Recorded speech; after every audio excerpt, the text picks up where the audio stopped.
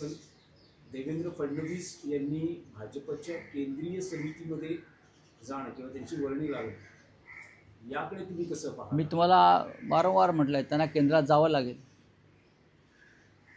मग ती त्यांच्या पक्षाची राष्ट्रीय कार्यकारिणी, केंद्रीय समिती आणि त्याचबरोबर त्यांना माझ्या माहितीनुसार पक्के त्यांना केंद्रातली जबाबदारीसुद्धा घ्यावी लागेल.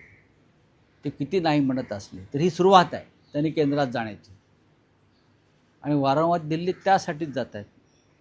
अमित शहांबरोबर कोणताही कार्यक्षम माणूस काम करायला तयार नाही मंत्रिमंडळात. ही अनेक ज्येष्ठ भाजप नेत्यांची भूमिका आहे आणि ती मोदींना माहिती आहे. आता भाजपचे लोक म्हणतील तुम्हाला हे कसं, म्हणजे मी खोटं बोलतो आहे का? असं नाही आहे. माझ्याकडे पक्की माहिती. अमित शहांबरोबर देवेंद्र फडणवीसही काम करायला तयार नाही दिल्लीत.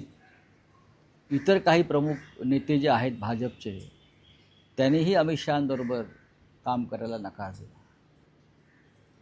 भाजपनं 2029च्या लोकसभा निवडणुकांची तयारी सुरू केली आहे. केंद्रीय समितीमधील वर्णी असेल, NDAचे मित्रपक्ष असतील, जेनझींचं आंदोलन असेल, या दृष्टीने एक व्यापक व्यूहरचना आखली जाते. इंडिया अलायन्सची साधारण 2 महिन्यापूर्वी बैठक पार पडली. असं ठरलं होतं की हैदराबादमध्ये 13 ऑगस्टला बैठक पार पडेल इंडिया अलायन्सची. तर राहुल गांधींची या संदर्भात काही बोलणं आलंय का? कारण एका मुलाखतीत, म्हणजे तुम्हीच घेतलेल्या मुलाखतीत उद्धव ठाकरेंनी इंडिया अलायन्सच्या भवितव्यावर काही विधान केलं. इंडिया अलायन्सचं भवितव्य हे चांगलं आहे.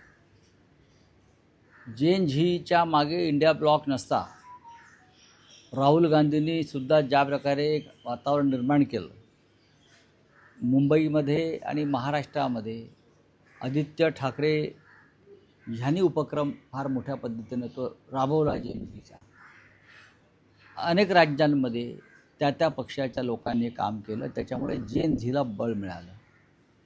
म्हणजे कॉकरोच जनता पार्टी हे तुम्हाला नाकारता येणार नाही.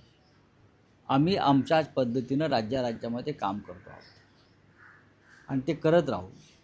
याचा फायदा शेवटी इंडिया ब्लॉकला आणि महाराष्ट्रात या राज्यामध्ये महाविकास आघाडीलाच होणार आहे.